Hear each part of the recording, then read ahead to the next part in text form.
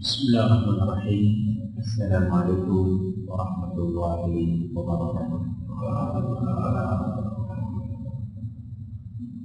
Alhamdulillahirabbil alamin.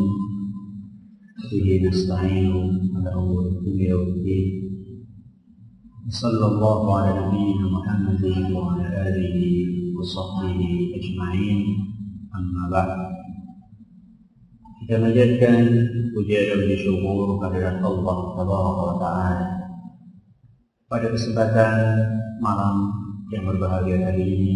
Kita kembali diberi kekuatan, kesehatan, hidayah serta taufik dari Allah Jalla wa Ala, sehingga kita bisa kembali menghadiri pengajian rutin tafsir kita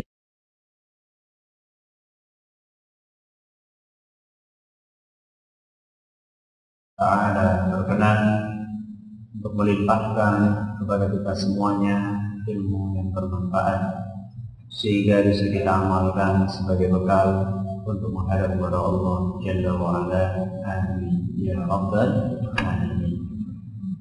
Salawat dan salam semoga senantiasa tercurahkan kepada junjungan kita Nabi besar Muhammad sallallahu alaihi wasallam, kepada para sahabatnya, keluarganya, dan umatnya yang setia mengikuti tuntunannya hingga akhir nanti.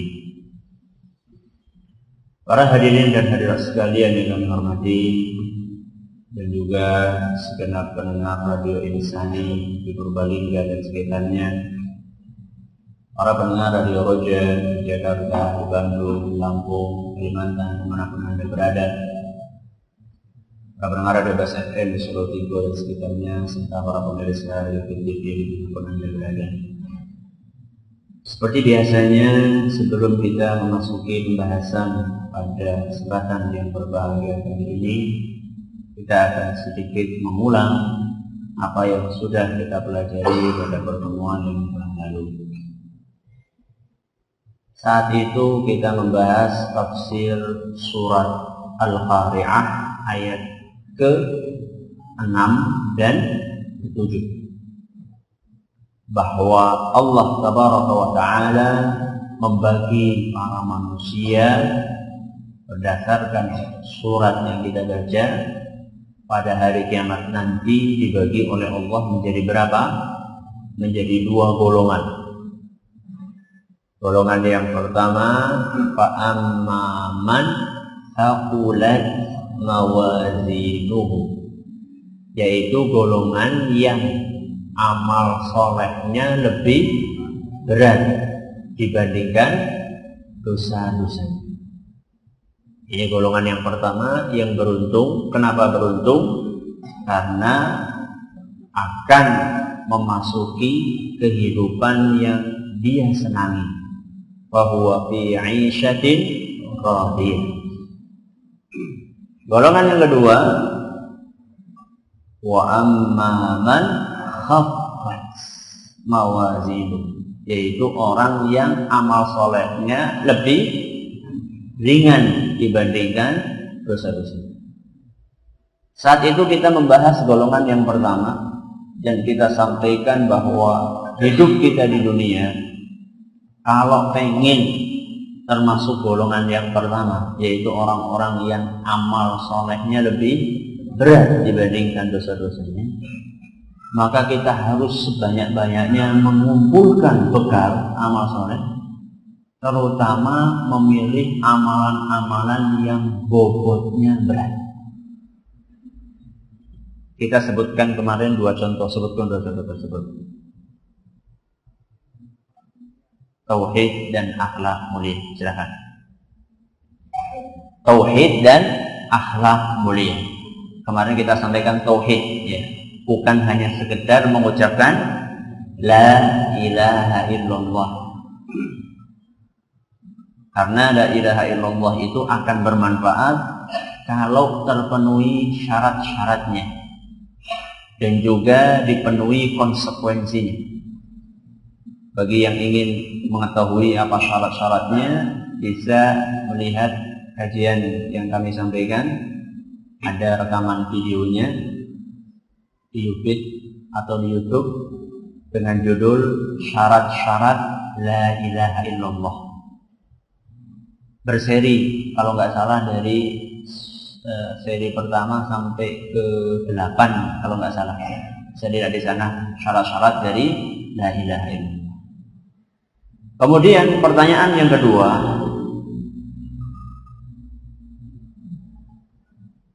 nanti pada hari kiamat akan ada penimbangan amalan, alias akan ada timbangan pada hari kiamat.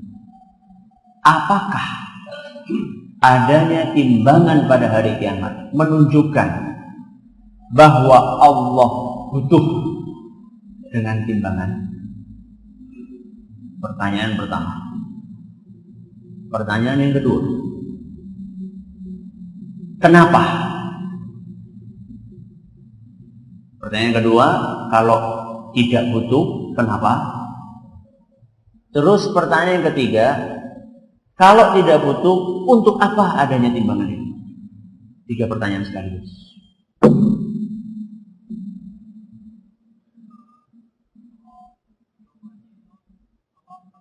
Tidak butuh, jawaban pertanyaan pertama. Yang kedua,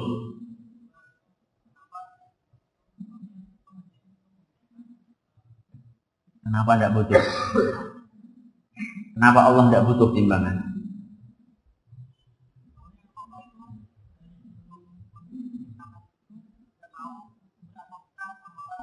Bagus. Terus kenapa ada timbangan?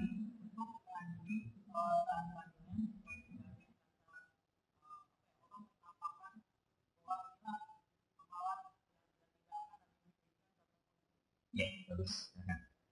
Jawabannya Allah butuh atau tidak? Jawabannya Allah tidak butuh. Kalau Allah tidak butuh, kenapa Allah tidak butuh? Karena Allah sudah tahu sebelum manusia diciptakan berapa bobot amal mereka, yang baik maupun yang buruk. Terus kalau nggak butuh, kenapa ada timbangan? Salah satunya untuk menunjukkan keadilan Allah Subhanahu wa Ta'ala di hadapan para manusia.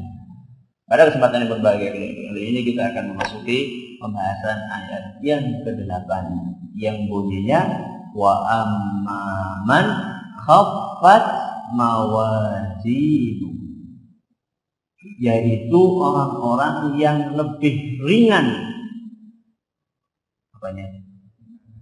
timbangan kebaikannya. Berarti ini golongan yang keberapa? Golongan yang kedua. Golongan yang kedua ini adalah golongan yang malang, orang-orang yang rugi pada hari kiamat, yaitu orang-orang yang ketika ditimbang antara kebajikan yang dia lakukan dengan dosa-dosa yang dia lakukan, ternyata lebih berat dosa-dosanya. Ketika ditimbang, ternyata dosa-dosanya jauh lebih berat dibandingkan amal soleh yang dia lakukan. Ini adalah orang-orang yang rugi dan orang-orang yang malang serta orang-orang yang naas. Siapakah mereka? Perlu kita pelajari. Jangan-jangan kita masuk. Makanya kita harus ketahui siapakah orang-orang ini, yaitu orang-orang yang timbangan dosanya lebih berat dibandingkan timbangan kebaikannya. Orang-orang tersebut terbagi menjadi 2 jenis. Berapa jenis? 2 jenis. Syekh Nurul yang pertama, orang-orang kafir. Yang pertama, orang-orang beserta sekian variannya. Masuk di situ orang munafik, masuk di situ orang ateis, masuk di situ orang yang beragama selain dengan agama Islam. Semuanya masuk ke dalam golongan jenis yang pertama, yaitu orang kafir. Entah itu orang kafir asli atau orang kafir palsu. Jadi Entah itu orang kafir asli atau yang tidak asli. Gimana saat orang kafir tidak asli? Orang kafir asli itu orang kafir yang lahir, sejak lahir dia sudah kafir. Kalau orang kafir yang tidak asli, orang yang awalnya Islam terus murtad. Ya, jadi bukan palsu. Ini orang kafir beneran, cuman tidak asli sejak lahirnya gitu. Ini semuanya masuk ke dalam golongan yang pertama. Yang kedua, siapa kira-kira? Orang Islam. Waduh, orang Islam Ustaz. Gugur-gugur gitu. Kalau yang pertama tadi, insya Allah semoga kita nggak masuk, insya Allah lah. Ya. Semoga kita diwafatkan oleh Allah dalam keadaan beragama Islam. Yang kedua, orang Islam. Cuman orang Islam ini dosanya lebih banyak daripada amal solehnya. Nah, ini kita agak khawatir juga ini. Ya, kita mulai dari yang pertama dulu. Yang pertama adalah orang kafir. Orang kafir, apapun jenisnya, dia pasti akan masuk golongan yang kedua, yaitu orang-orang yang timbangan dosanya lebih berat daripada timbangan kebaikan. Orang kafir apa punya kebaikan? Punya kebajikan enggak orang kafir? Enggak di dunia ini. Jadi kan lihat ada orang kafir baik enggak? Banyak. Contohnya, apa kebaikan yang mereka lakukan contohnya? Dermawan, terus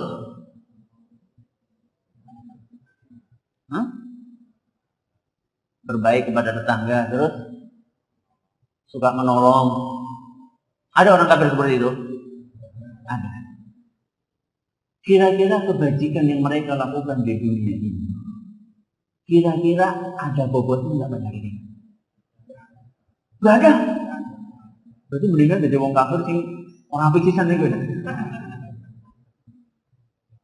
Ketahuilah para hadirin dan sekalian yang dihormati, para pendengar, para pemirsa di mana-mana Anda berada. Orang kafir, walaupun mereka punya kebajikan ketika di dunia ini, seperti tadi dermawan, suka bantu, suka nolong, suka memberi, suka senyum, mereka semua amalan yang mereka lakukan ketika di dunia, pada hari kiamat nanti sama sekali tidak punya bobot. Di hadapan siapa? Allah Subhanahu. Apa pernah ke akhirat Ustaz, sampai berani mengatakan seperti itu? Ya, saya belum pernah ke akhirat, saya belum mati. Saya berani mengatakan seperti ini karena Allah Subhanahu wa taala mengatakan seperti itu. Di mana Ustaz? Silakan buka di dalam Al-Quran surat Al-Kahfi. Surat Al-Kahfi ayat 105. Di dalam surat Al-Kahfi ayat 105 Allah Subhanahu wa taala berfirman, "Ulaika alladziina kafaru bi aayati rabbihim wa liqaa'ihi fahabitat a'maaluhum."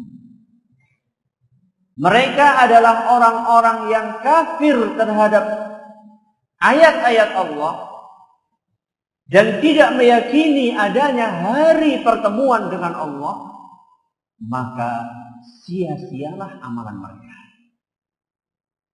Amalan yang mereka lakukan sia-sia, tidak ada gunanya. Masih ditegaskan lagi oleh Allah, fala nuqimu lahum yaumal qiyamati wazna. Pada hari kiamat nanti, kata Allah Subhanahu wa taala, kami tidak akan memberikan penimbangan terhadap amalan yang mereka lakukan. Fala nuqimu lahum yaumal qiyamati wazna. Kami tidak akan memberikan penimbangan atas amalan-amalan kebajikan-kebajikan yang mereka lakukan ketika mereka di dunia. Apa maksudnya kami tidak memberikan penimbangan? Apakah maksudnya tidak ditimbang sama sekali? Atau ditimbang tapi tidak ada bobotnya? Perbedaan pendapat di antara para ulama Ahlus Sunnah. Pendapat yang dikuatkan oleh Imam Ibnu Katsir, amalannya ditimbang, tapi tidak punya bobot. Ketika ditimbang itu tidak ada bobotnya sama sekali. Karena memang orang-orang kafir tidak akan memetik sama sekali buah dari kebajikan yang mereka lakukan pada hari kiamat kelak. Dan ini berdasarkan kesepakatan ulama sebagaimana dinukil oleh Imam An-Nawawi rahimahullah ta'ala. Kenapa demikian? Karena amalan yang dilakukan oleh orang-orang kafir pada hari kiamat nanti akan dijadikan oleh Allah seperti debu. Dalam sebuah ayat, di dalam ayat lain seperti abu. Jadi sebanyak apapun infak yang mereka keluarkan, orang kafir infak, yayasan-yayasan sosial orang-orang kafir, ada enggak? Jutaan, miliaran, bahkan mungkin triliunan dana yang mereka keluarkan untuk membantu orang lain, pada hari kiamat nanti semuanya akan dirubah oleh Allah Subhanahu wa ta'ala menjadi debu. Dari mana Ustaz? Di dalam Al-Quran, surat Al-Furqan. Surat Al-Furqan, ayat 23. Di dalam surat Al-Furqan, ayat 23, Allah Subhanahu wa ta'ala menegaskan وَقَدِمْنَا إِلَى مَا عَمِلُوا مِنْ عَمَلٍ فَجَعَلْنَاهُ هَبَاءً مَنْثُورًا. Kata Allah Subhanahu wa ta'ala, kami akan perlihatkan segala amalan yang mereka kerjakan, yaitu oleh orang-orang kafir. Nanti pada hari kiamat orang-orang kafir akan diperlihatkan, ini loh amalan-amalan yang kalian lakukan dulu ketika di dunia, yang kalian bangga-banggakan ketika kalian di dunia. Lihat ini amalan-amalan kalian. Mereka sudah pede mungkin ya, sudah pede. Wah, iya ya, amalku akeh itu ya. Tahu-tahu kata Allah Subhanahu wa ta'ala, faja'alnahu haba'an mansura. Maka tiba-tiba kami jadikan amalan-amalan mereka menjadi debu yang berterbangan, yang tidak ada bekasnya sama sekali. Ini dalam surat apa? Al-Furqan ayat 23. Diumpamakan oleh Allah seperti debu. Di dalam ayat lain diumpamakan Allah seperti abu. Milih mana? Orang milih. Di dalam ayat lain, yaitu dalam surat Ibrahim. Surat Ibrahim ayatnya 18. Dalam surat Ibrahim ayat 18, Allah Subhanahu wa ta'ala berfirman, "Matsalul ladzina kafaru bi rabbihim." Perumpamaan orang-orang kafir, yaitu orang-orang yang kafir terhadap Allah. A'maluhum karamadin ishtaddat bihi ar-rihu fi yawmin 'asif. Amalan mereka, kata Allah, orang-orang kafir, seperti apa tadi? Abu. Seperti abu yang ditiup oleh angin keras pada suatu hari yang berangin kencang. Debu kalau ditiup pakai angin yang enggak keras, terbang enggak? Terbang. Apalagi anginnya kencang. Ini perumpamaan dari Allah Subhanahu wa ta'ala. La yaqdiruna mimma kasabu ala syai'. Kata Allah Subhanahu wa ta'ala, mereka orang-orang kafir tidak akan mendapatkan manfaat sedikit pun, kata Allah, dari apa yang telah mereka kerjakan di dunia. Surat apa tadi? Ibrahim ayat apa? Jadi kan ayat 18 ya. Jadi kata Allah, la yaqdiruna ala syai'in, la yaqdiruna mimma kasabu ala syai'. Sama sekali tidak memetik manfaat sedikit pun dari apa yang mereka lakukan ketika di dunia. Maksudnya tidak memetik di mana? Ya, kalau di dunia memetik enggak? Apa? Ujian. Toh Pujian kok orang maregi? Pujian kok? Tidak. Bukan hanya puas, bukan hanya pujian. Satu-satunya manfaat yang akan dipetik oleh orang kafir adalah manfaat di dunia. Apa manfaat itu? Manfaatnya mereka dikasih makan sama Allah. Itu manfaatnya.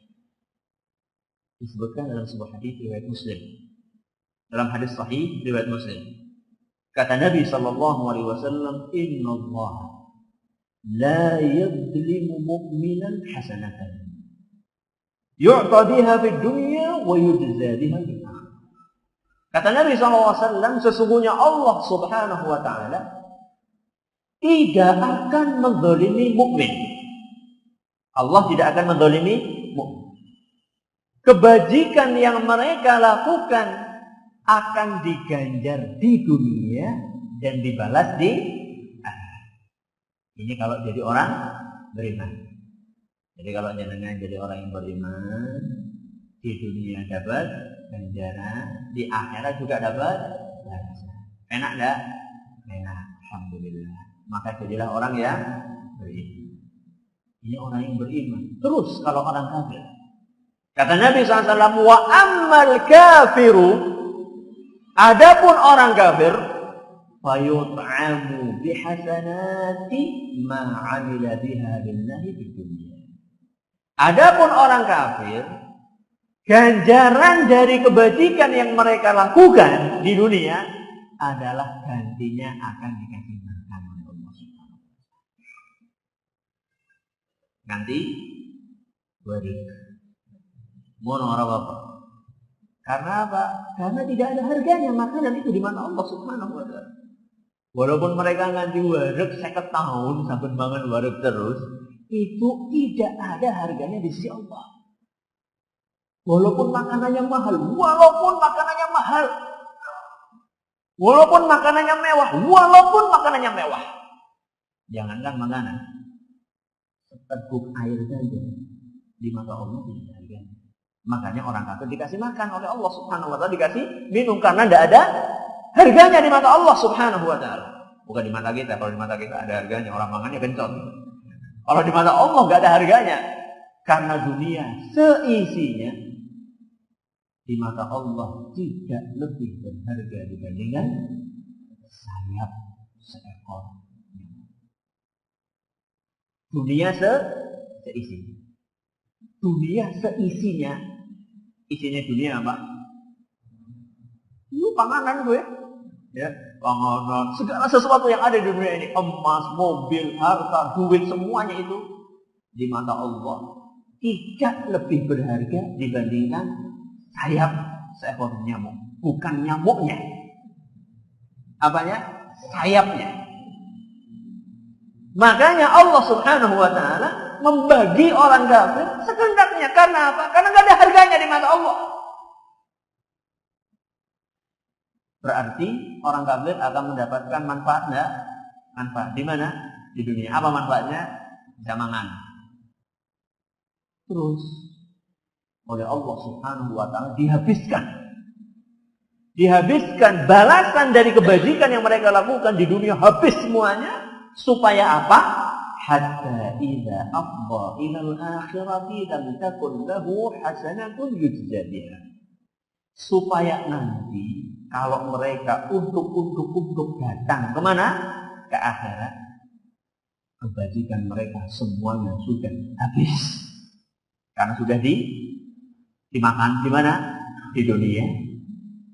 Sehingga nanti pada hari kiamat tidak tersisa sedikit pun kebajikan mereka.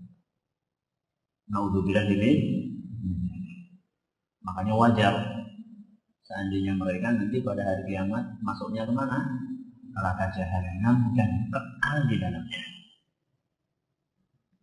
Ini orang makanya senikmat-nikmatnya hidupnya orang kafir di dunia, esih mending wong Islam. Ya. Sesugih-sugih wong kafir nang dunia, esih luwih penak wong Islam walaupun kere. Bukan berarti saya memotivasi kon jadi wong kere, tapi nih seandainya Allah Subhanahu wa taala menakdirkan kita jadi orang miskin, seandainya ya Allah nyong kawin biyen kok kaya iki apa pancen warisan apa iki ramane kere mbae kere buyute kere 7 turunan ora apa-apa asalkan agamanya Islam. Mungkin dia ngelihat tetangganya itu orang kafir, dheweke sugih, bapake sugih, mbae sugih, 7 turunan sugih bae. Ya tetap kafir. Tidak usah kita berkecil hati, ketahuilah bahwasannya seenak-enaknya orang kafir di dunia tetap lebih kepenak jadi wong Islam. Kenapa? Karena orang Islam akan mendapatkan ganjaran nanti di dunia. Pun demikian, jangan terlena. Wah, yang penting Islam. Ya, ini juga kita harus harus proporsional. Jadi jangan kayak gini juga jangan kayak gini, tapi tetap di tengah-tengah. Jadi kita juga tidak tersilau, nggak silau dengan kekayaan orang kafir, tapi juga jangan merasa lah, yang penting Islam ini mesti mlebu surga. Belum tentu. Karena jenis yang kedua siapa? Orang Islam. Jenis yang pertama tadi orang kafir beserta sekian jenisnya, macam-macamnya. Orang kafir kan macam-macam ya, seperti yang saya sampaikan tadi. Yang kedua, yang akan masuk dalam golongan yang dosanya lebih berat adalah orang Islam. Orang Islam enggak? Ya. Cuman orang Islam yang dosanya lebih banyak daripada amal solehnya. Siapa mereka? Ya orang-orang yang dosanya lebih banyak. Maka tinggal sekarang kita ngitung. Ya. Makanya dinasihatkan hasibu anfusakum qabla an tuhasabu. Hitung amalan kalian sebelum nanti ada penghitungan pada hari kiamat. Makanya dari sekarang kita ngitung-ngitung amalan kita. Aja gue ngitung utang tok. Ya hitung utangnya dihitung, kalau dibayar enggak apa-apa. Menghitung, kita hitung amalan kita sekarang. Hari ini antara amalan soleh yang saya lakukan sama dosa yang saya lakukan banyak mana?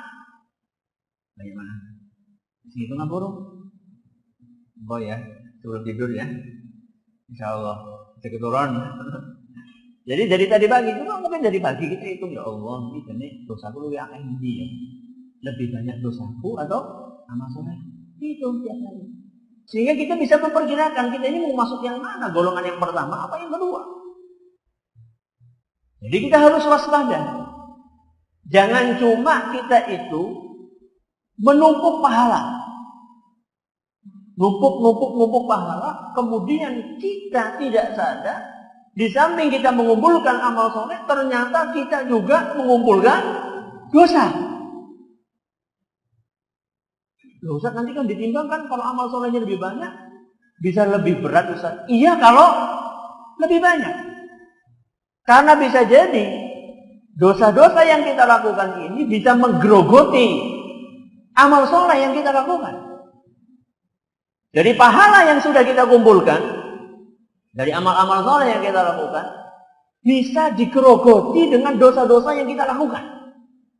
Sehingga pahala yang sudah capek-capek kita kumpulkan akan menyusut. Apa mungkin Ustaz? Mungkin. Mereka lah orang-orang yang disinggung oleh Nabi Sallallahu Alaihi Wasallam sebagai orang-orang yang bangkrut, orang yang pahit. Suatu hari dalam sebuah hadis yang sahih yang diriwayatkan oleh Imam Muslim, Rasulullah Sallallahu Alaihi Wasallam bertanya kepada sebagian sahabatnya, kata beliau, Atadruna man muflis? Wahai orang-orang, tahukah kalian siapa orang-orang yang bangkrut? Tahukah kalian siapa orang yang jatuh pailit? Kata para sahabat, al-muflisu fina man la dirham lahu wa la mata'. Wah, kalau di mata kami, orang yang bangkrut itu orang yang nggak punya duit. Orang yang dagang kemudian gagal sehingga barang habis, duitnya juga habis, modalnya habis, entah itu modal duit atau modal barang. Barang entong, duitnya orang balik. Habis, itulah orang yang bangkrut menurut kami, wahai Rasul. Ternyata Nabi kita Muhammad SAW ingin menyampaikan bangkrut versi lain. Kalau itu bangkrut di mana? Di dunia. Nabi ingin berbicara tentang orang yang bangkrut di akhirat. Kata Nabi SAW, Innal muflisa min ummati. Orang yang bangkrut dari kalangan umatku, man ya'ti yaumal qiyamati bi salatin wa siyamin wa zakat. Orang-orang yang bangkrut dari kalangan umatku adalah orang-orang yang pada hari kiamat nanti dia akan menghadap kepada Allah Subhanahu wa taala dalam keadaan membawa pahala salat, puasa dan zakat. Wis gawa pahala salat, puasa, zakat, esih diomong bangkrut. Kira-kira wong Islam apa kudu iki? Wong Islam. Lah wong salat, puasa, zakat. Dikatakan oleh Nabi orang ini adalah orang yang bangkrut. Kenapa dikatakan bangkrut? Kata Nabi SAW, wa ya'ti wa qad syatama hadza وَقَذَفَ هَذَا وَأَكَلَ مَالَ هَذَا وَسَفَكَ دَمَ هَذَا وَضَرَبَ هَذَا. Orang ini sholatnya rajin, puasanya rajin, zakatnya mempeng, tapi orang ini suka mencaci orang lain, suka menuduh orang lain. Si wong Islam diomong wong kafir, ini menuduh. Orangnya baik dinuduh jelek. Orangnya ahlus sunnah dinuduh ahlul bidah. Hati-hati. Wa qadama hadza, menuduh orang lain. Wa akala mala hadza, suka memakan harta orang lain. Duit wong di duit rakyat di korupsi. Hati-hati. Kemudian wasafaka dama hadza, dan menumpahkan darah. Wa daraba hadza, suka memukul orang lain. Guru hati-hati. Pak Ustaz hati-hati. Orang tua hati-hati. Mukul pada tempat. Orang ini punya sholat, punya puasa, punya zakat, tapi juga punya dosa-dosa. Apa akibatnya? Kata Nabi SAW, wa yu'ta hadza min hasanati wa hadza min hasanati. Pahala sholatnya dicabut oleh Allah Subhanahu wa taala, dilimpahkan kepada orang-orang yang dia caci. Pahala zakatnya dicabut sama Allah Subhanahu wa taala, diberikan, dihadiahkan kepada orang-orang yang dia tuduh ketika di dunianya. Pahala puasanya dicabut oleh Allah Subhanahu wa taala, diberikan kepada orang-orang yang dulu di dunia dia fitnah. Kalau misalnya harta yang dimakan wong se-Indonesia, wong bilang 240, ya, sekitar 240 juta. Sing dipangan duitnya wong 240 juta. Kira-kira pahalanya cukup apa enggak? Sholatnya jarang-jarang tinggal rugi. Esih dikurangi, gowo 240 juta. Terus sing nyatung masih akeh. Yang nunggu limpahan pahala masih banyak. Amalannya sedikit. Apa yang terjadi? Kata Nabi sallallahu alaihi wasallam, "Fa in faniyat hasanatuhu qabla an yuqda ma 'alaihi." Kalau amal solehnya sudah habis, sudah dibagi-bagikan kepada orang-orang yang dia zalimi, sing dizalimi akeh banget. Yang dia fitnah banyak sekali, dan yang dia fitnah adalah orang-orang yang baik-baik. Dia fitnah ketika di dunia. Sedangkan amalan dia pas-pasan, habis amalan-amalan yang dia lakukan. Apa kata Nabi sallallahu alaihi wasallam, "Ukhidha min khatayah." Gantian dosa-dosa orang yang dia zalimi ketika di dunia oleh Allah Subhanahu wa taala dicabuti. Kurangi sama Allah dosa-dosa orang. Kemudian lihat alaihi ummahu rihatinna. Kemudian dosa-dosa itu dari sekian banyak orang yang dizalimi dicabuti sama Allah, kemudian diberikan timbangan orang yang menzalimi mereka, kemudian dijebloskan kemana? Ke neraka. Hadis sahih riwayat Muslim. Hati-hati dengan perbuatan apa? Zalim. Perbuatan zalim bisa mengurangi amal soleh yang kita lakukan. Maka jenengan ini sekaligus kita hati-hati, sekaligus hiburan. Hiburan buat siapa? Buat yang dizalimi. Peringatan buat yang menzalimi, hiburan buat yang dizalimi. Kalau dizalimi, orahan bales menzalimi. Nek dirasani, orahan bales ngrasani. Nek diperenguti, orahan bales merenguti. Nek ora disalami, orahan bales ora nyalami. Kenapa Ustaz? Karena kalau seperti itu bisanya pun niru keburukan. Go ngapa suwe-suwe sekolah? Nek bisanya pun beyo keburukan. Iki buruk melu buruk. Ora salam melu ora salam. Zalim melu zalim. Merengut melu merengut. Loh, gue ngapa sekolah suwe-suwe? Bisanya Gur nyontoh sing ora apik. Buat apa lama-lama kita belajar kalau misalnya kita itu hanya bisa mencontoh keburukan yang dilakukan oleh orang lain. Orang lain melakukan keburukan, balas dengan dipermuti, disen.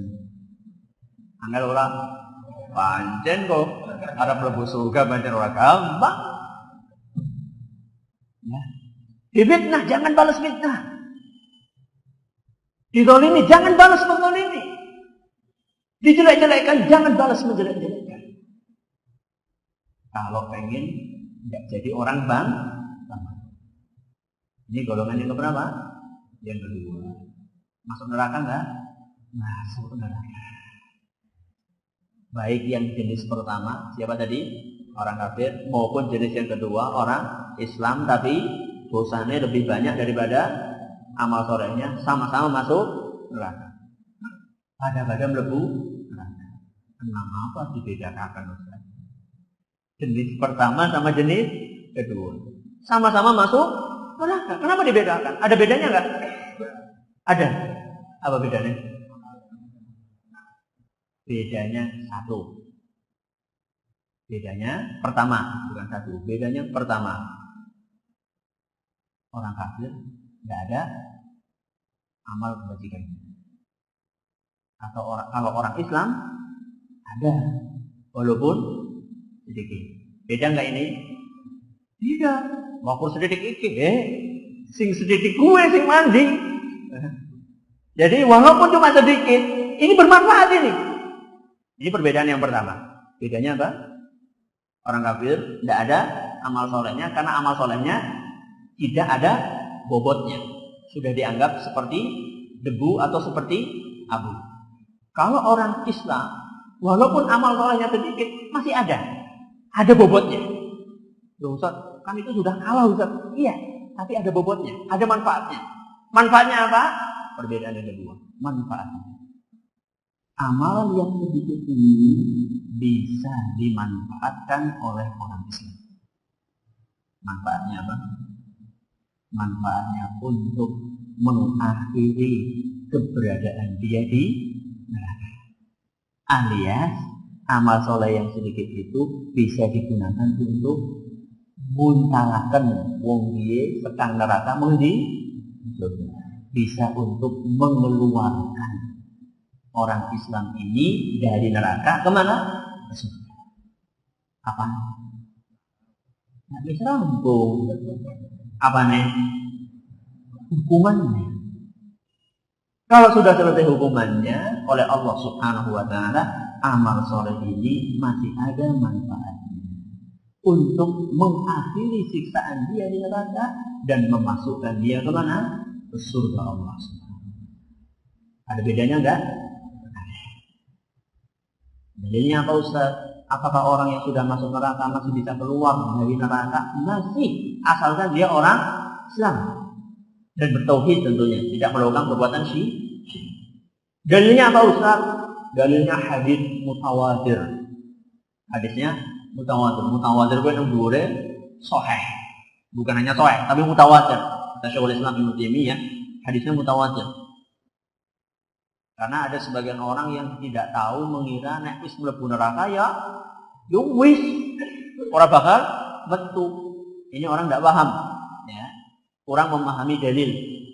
Hadisnya mutawatir bahwa orang Islam kalau masuk neraka pasti nanti suatu saat akan keluar. Di antara hadis yang mutawatir itu hadis yang diriwayatkan oleh Imam Bukhari. Kata Nabi sallallahu alaihi wasallam, yakhruju minan nar. Kelak kata Nabi sallallahu alaihi wasallam akan ada orang yang dikeluarkan dari neraka. Akan dikeluarkan dari neraka berarti wis tahu neraka. Ya iyalah. Kalau dikeluarkan berarti wis tahu di neraka. Akan dikeluarkan dari neraka kata Nabi sallallahu alaihi wasallam, man qala la ilaha illallah. Barang siapa yang mengucapkan la ilaha illallah. Berarti wong apa ini? Islam. Kenapa dikeluarkan wahai Nabi? Padahal dia sudah masuk ke neraka. Wa fi qalbihi waznu darratin min khair. Karena di dalam hatinya ada kebajikan besarnya sebesar semut cilik. Semut cilik. Semut tapi cilik. Semutnya wis cilik apa maning? Semut cilik. Semut yang macam-macam ada semut gede, semut apa gue? Rang-rang terus. Lah. Semut ya semut geni ya mirip-mirip lah. Nah, ada semut yang kecil. Semut yang kayak apa itu? Semut kacau sih bambu banget kan ya. Nah, enggak enak sekali itu baunya itu. Sebesar semut. Subhanallah. Ya. Kebajikan sebesar semut kecil. Kalau yang melakukan orang Islam itu ada manfaatnya. Kebajikan sebesar gunung. Kalau yang melakukan orang kafir tidak ada manfaatnya pada hari ini. Dan saya ketika menyampaikan ini bahwa orang Islam itu walaupun masuk neraka nanti akan masuk ke surga ujung-ujungnya, bukan berarti saya itu sedang mengatakan ya ora apa-apa mlebu neraka. Jangan. Maka ketika saya menyampaikan seperti ini, jangan sampai ada di antara kita yang bercita-cita lanang mlebu neraka disita. Ora apa-apa, betuli metu, jangan seperti itu.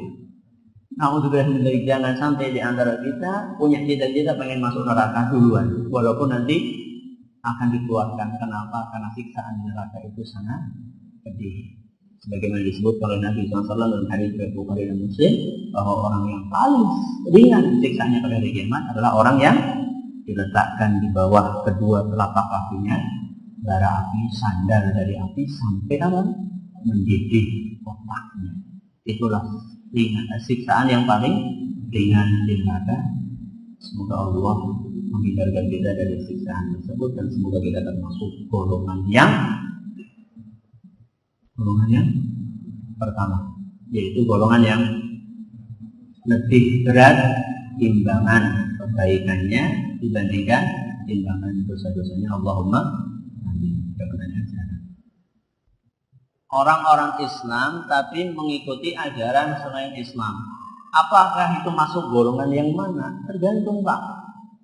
Tergantung mengikuti ajaran agama lain itu, apakah yang dia ikuti itu sudah sampai taraf syirik dan kufur atau belum.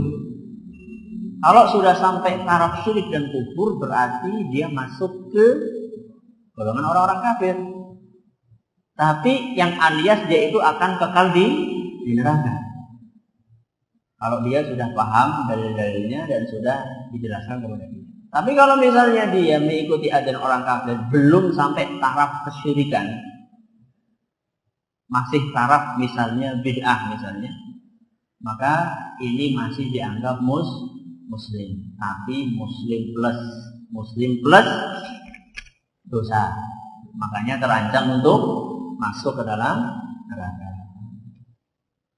Apakah budak sampai sekarang masih ada karena melihat para TKI kita di luar negeri diperlakukan seperti budak? Budak di dalam Islam hanya ada ketika jihad. Orang kafir ditawan, dijadikan budak. Kalau sekarang yang pergi ke luar negeri itu bukan budak, mereka pembantu. Walaupun diperlakukan seperti budak, tapi mereka tetap bukan budak, mereka adalah pembantu. Dosa enggak? Ya dosa, jelas. Ya, jelas dosa.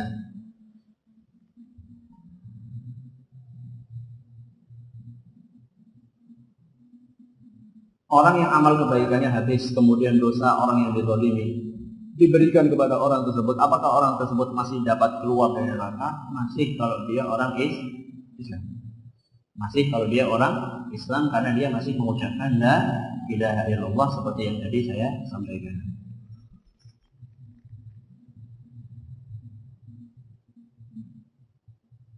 Ustaz, apakah definisi orang kafir asli yang tadi disebutkan sudah tepat? Bukankah telah datang hadis tentang tiap-tiap anak Adam dilahirkan dalam keadaan fitrah? Betul. Fitrah itu bukan berarti muslim seterusnya. Jadi ketika lahir betul fitrah. Tapi setelah itu, ketika dia membesar, dia dalam keadaan kafir. Makanya kelanjutannya, coba baca kelanjutannya, fa abawahu yuhawwidanihi aw yunassirani aw yumajjisani.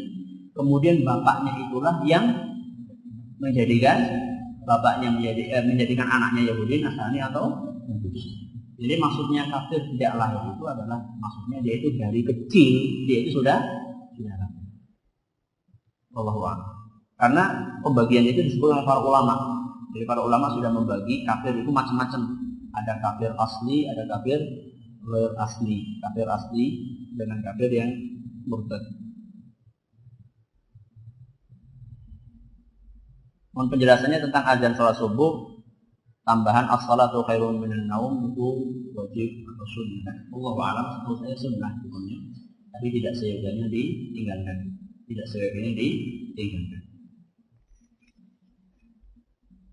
Bagaimana hukum kopi luwak? MUI sudah mengeluarkan fatwa halal. Kenapa? Karena setelah keluar, tahu kopi luwak? Ya. Setelah keluar beserta kotorannya, itu kan dicuci sampai bersih. Jadi sampai bersih. Jadi bukan kok kopi luwak itu sambil diminum sama kotoran. Siapa sih gelem? Ya, MUI sudah mengeluarkan fatwa halal untuk kopi luwak tersebut. Wallahu a'lam. Ustaz, bagaimana sikap kita kalau di antara saudara keluarga kita ada yang non muslim? Sikapnya diberikan haknya sebagai seorang saudara. Jadi dibaiki secara lahiriah. Nggak apa-apa senyum, kasih hadiah, nggak apa-apa. Tapi jangan mencintai agama dia. Jadi sebagai saudara dia tetap punya hak sambil tidak dakwahi. Semoga dengan akhlak mulia itu dia bisa masuk dalam agama Islam. Allah Taala wa alam. Terima kasih atas perhatiannya. Mohon maaf segala kurangnya. Kita tutup dengan membaca Alhamdulillah wa bihamdika asyhadu an la ilaha illa anta astaghfiruka wa atubu ilaik. Assalamualaikum warahmatullahi wabarakatuh.